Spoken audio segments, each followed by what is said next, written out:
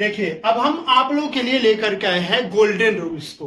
तो golden rules जो account में आपको जर्नल एंट्री बनाने के लिए वेरी वेरी इंपॉर्टेंट रूल्स होता है। और इसे आपको, अगर आप कॉमर्स से हैं तो निश्चित तौर पर यह समझ लीजिए कि इसे आपको जिंदगी भर याद रखने हैं।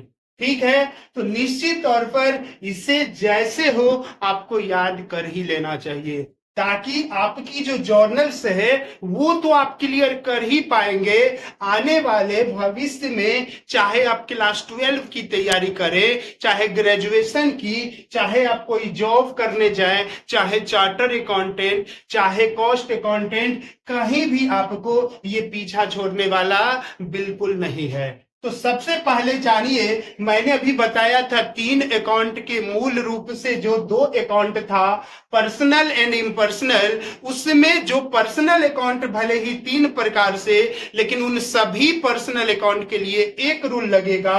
तो ये जो पहला वाला रूल है ये पर्सनल अकाउंट के लिए है, ये दूसरा वाला रूल जो है ये रियल अकाउंट के लिए है, और ये जो तीसरा वाला रूल है ये नॉमिनल अकाउंट के लिए है। तो पर्सनल अकाउंट व्यक्तिगत खाता हो, चाहे वो नेचुरल हो, चाहे वो आर्टिफिशियल हो, चाहे वो रिप्रेजेंटेटिव हो, आपको क्या देखना है? Debit the receiver and credit the giver. आपको ये डेबिट क्रेडिट को अच्छे से पहले समझा चुके हैं, फिर भी समझा देते हैं। जो डेबिट का मतलब शॉर्ट में हम लोग डीआर यानी कि डेबिट को लिखते हैं, और क्रेडिट का मतलब शॉर्ट में हम लोग सीआर यानी क्रेडिट बोलते हैं। जहां डेबिट का मतलब नाम होता है और क्रेडिट का मतलब जमा होता है। तो ये जनरली ड्यूअल एस्पेक्ट पे डिपेंड करता है।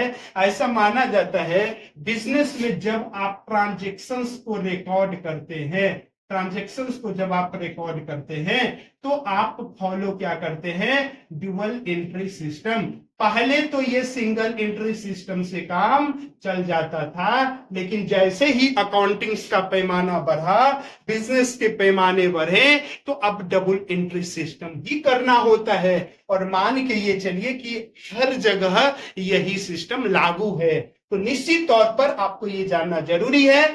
तो ये डीआर और सीआर 2 एस्पेक्ट होते हैं, जहां डीआर का मतलब डेबिट होता है और क्रेडिट का मतलब, डीआर का मतलब डेबिट यानी इनाम होता है, और सीआर का मतलब क्रेडिट यानी जमा होता है। तो अभी आपको यह समझना है कि डेबिट किसे करेंगे, क्रेडिट किसे करेंगे, फिर इसको कैसे करेंगे ना, ये भी हम समझाएंगे। फिर उसकी नरेशन कैसे करेंगे वो भी समझाएंगे। फिर आपको कैसे उसको टेबुलेशन फॉर्म में जर्नल बनाएंगे वो भी हम समझाएंगे। बस आज की क्लास में हमें यह जानना है कि कौन डेबिट कौन क्रेडिट होगा, ये हमें कैसे पता चलेगा।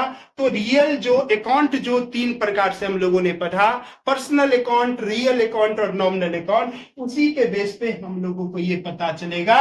अगर वो पर्सनल अकाउंट है तो ये रूल काम करेगा, अगर वो रियल अकाउंट है तो ये रूल काम करेगा, अगर वो नॉमिनल अकाउंट है तो ये रूल काम करेगा। बच्चे को कंफ्यूजन रहता है कि क्या सर एक रूल से अगर कोई प्राप्त करने वाला है तो क्या कोई देने वाला है? क्या सर कोई आ रहा है तो निश्चित ही कोई जा रहा है? क्या सर अगर एक्सपेंसेस लॉसेज इनकम के लिए एक साथ आएंगे क्या? ये जरूरी नहीं है। इसके साथ ये आ सकता है, इसके साथ ये आ सकता है, और ये जब आएगा तब आपको बिल्कुल क्लैरिफाई हो जाएगा। बट अभी आपको जो जानना जरूरी है कि आप कैसे करेंगे। तो देखिए, आपको ये याद करना है कि debit the receiver, credit the giver. यानी कि कोई रिसीवर है तो निश्चित तौर पे आपको क्या करना है? उसे डेबिट करना है, और अगर गिवर है तो उसे आपको क्रेडिट करना है। अगर कोई वस्तुएं आ रही है तो उसे आपको डेबिट करना है, अगर वो बिजनेस से कुछ कोई भी चीज जा रही है उसे आपको क्रेडिट करना है। किसी भी प्रकार से बिजनेस में एक्सपेंसेस लॉसेस होते हैं, अगर वो इंक्रीज करते हैं तो उसे आपको डेबिट करना है, अगर इनकम और गेन्स होते हैं तो उसे आपको क्रेडिट करना है। अब ये सर क्या क्रेडिट करना है, क्या डेबिट करना है, कुछ समझ में नहीं आया? बिल्कुल आएगा समझ, क्लास में आप बने रहिए, बिल्कुल आपको समझ आएगा। बच्चे बोल रहे हैं सर पूरा माथा से बाहर जा चुका है। बिल्कुल इसमें बाहर जाने वाली बात ही नहीं है, बिल्कुल अच्छे से समझिए आप। देखिए, सबसे पहली बात है कि हम आपको समझाएंगे अच्छे से, तो उसके लिए मेरे पास कोई मटेरियल होना चाहिए ना, क्वेश्चन होना चाहिए। कंसेप्ट तो मैंने बता दिया, लेकिन क्वेश्चन बताया क्या? नहीं। तो जब क्वेश्चन से बताएंगे तब आपको बिल्कुल ही पूरा अच्छे से समझ आएगी। अगर ये नहीं समझ आया, फिर भी समझ नहीं आया, तो बिल्कुल समझिए, आपको फिर से समझाया जाएगा। लेकिन आप समझिए, अगर आप वीडियो के माध्यम से समझ रहे हैं तो आपको दोबारा देखना पड़ेगा, लेकिन आप समझ जरूर जाएंगे, ये मेरा वादा है। पहले आप इसको अच्छे से देखिए, आप एक बार में ही समझ जाएंगे। सबसे पहले मान के चलिए, बिजनेस में मैंने क्या बताया कि जब भी बिजनेस में आप करते हो अकाउंटिंग, तो बिजनेस में अकाउंटिंग करने के लिए करते हैं ट्रांजेक्शन्स। बिजनेस में ट्रांजेक्शन्स होना जरूरी होता है, और जो भी बिजनेस में ट्रांजेक्शन्स होते हैं, उस ट्रांजेक्शन्स को रिकॉर्ड करने के लिए ही आप क्या करते हैं? जर्नल। वैसे बिजनेस की शुरुआत कहां से होती है? तो सर, बुक कीपिंग से होती है। बुक कीपिंग के तहत क्या होता है? तो उसमें बुक को मैनेज किया जाता है। कैसे बुक कीपिंग करते हैं? और सर, बुक कीपिंग के तहत ही क्या जर्नल्स आते हैं, लेजर्स आते हैं? तो हाँ बच्चों, बिल्कुल, बुक कीपिंग के तहत ही तो जर्नल और लेजर्स आते हैं। तो इसमें आप जर्नल्स और एंट्री करना अभी सीखेंगे। कैसे जर्नल एंट्रीज करना सीखेंगे, उसके लिए आपके पास जर्नल एंट्रियां होनी जरूरी है। तो माना मैंने पहला एंट्री लिया, जब भी बिजनेस, आप मान के चलिए कि आप न्यू बिजनेस शुरू कर रहे हो और आपने बहुत सारे एंट्रियां, ट्रांजेक्शन्स आपको अभी करने पड़ेंगे। लेकिन पहली एंट्री हम मानते हैं कि बिजनेस स्टार्टेड कर रहे हो। आप बिजनेस स्टार्टेड कर रहे हो, कैश 1 लाख रुपया आप लगाए हो, ठीक है, बिजनेस में। और बिजनेस में आपने मशीनें लगा लिया 2 लाख रुपीज के, ठीक है। बिजनेस में आपने फर्नीचर लगा लिया है 50,000 का। बिजनेस में आपने लैपटॉप्स लगा लिया है 40,000 का। ये सारे चीज आप कर रहे हो। निश्चित तौर पे ये बिजनेस में जब आप करेंगे, तो इसके लिए आपको ट्रांजेक्शन तो बनाओगे ना, कि बिजनेस में इसके लिए कैसे ट्रांजेक्शन रिकॉर्ड किया जाएगा। तो सबसे पहले अभी आपको बेसिकली, जैसे कि मैंने अकाउंट के हिसाब से बताया कि कैश, तो कैश को आपको क्या समझना है? ये रियल अकाउंट है। मशीनरी क्या है? ये भी रियल अकाउंट है। फर्नीचर क्या है? ये भी रियल अकाउंट है। लैपटॉप क्या है? तो ये भी रियल अकाउंट है।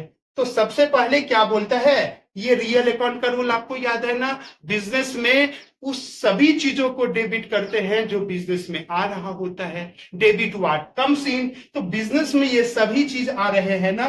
तो देखिए, डेबिट और क्रेडिट लिखने का तरीका होता है, जो भी बिजनेस में आ रहे होते हैं उसे आप डेबिट लिखते हो, तो आप कैश अकाउंट ऐसे अभी डेबिट लिखोगे। मशीनरी आ रहा है बिजनेस में, तो आप क्या लिखोगे? मशीन अकाउंट डेबिट लिखोगे। फर्नीचर भी बिजनेस में आ रहा है, तो आप क्या लिखोगे? फर्नीचर अकाउंट डेबिट लिख दोगे।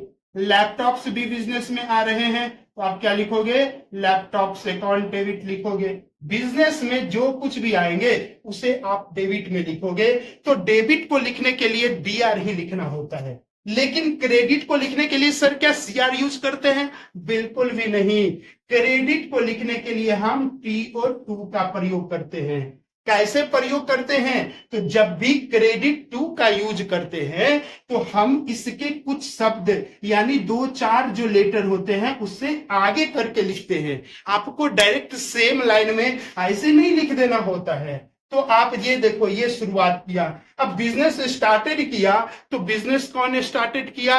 ऑनर। ऑनर के लिए कभी भी बिजनेस में ऑनर का नाम नहीं लिखा जाता है। क्यों नहीं लिखा जाता है? मान के चलिए मैं राहुल मिश्रा ऑनर हूं, तो राहुल मिश्रा और भी कोई कस्टमर हो सकते हैं, कोई क्रेडिटर्स, कोई डेटर्स हो सकते हैं, तो कंफ्यूज हो जाएगी। कंफ्यूजन में पैदा ना हो, कोई कंफ्यूज ना हो, इसलिए जरूरी तौर पर, और बिजनेस के ऑनर के साथ कोई एक ऐसा लगे कि हाँ ये ऑनर्स है, इसलिए बिजनेस, जब भी कोई भी बिजनेस ऑनर के द्वारा लगाया जाता है, तो हमेशा कैपिटल को क्रेडिट किया जाता है। और चूंकि ये प्योर कंसेप्ट होते हैं, तो आपको यहां बताना है कि बिजनेस में ये सारे चीज आ रहे हैं, तो निश्चित तौर पे कैश लगा है, मशीनरी आ रहे हैं, फर्नीचर आ रहे हैं, लैपटॉप्स आ रहे हैं। अब आप बोलते हो बिजनेस में ये देने वाले कौन है? तो ऑनर्स हैं, लेकिन ऑनर्स के लिए कभी भी ऑनर्स का नाम नहीं लिखा जाता है। और कैपिटल कौन सा अकाउंट है? तो जो कैपिटल होते हैं ना वो पर्सनल अकाउंट में आते हैं।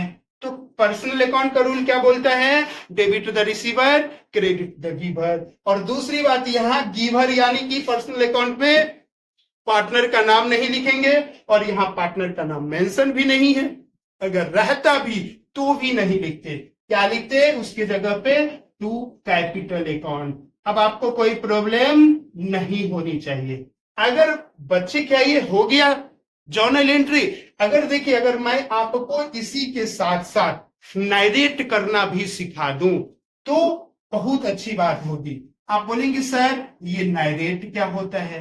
तो नरेट का मतलब नरेशन होता है। नरेशन का मतलब क्या होता है? संबोधन। यानी कि इन चीजों के लिए जो आप लिखे हो, भाई ये क्या है, किसी को कोई देखेगा ये इंफॉर्मेशन को तो उन्हें क्या पता चलेगा?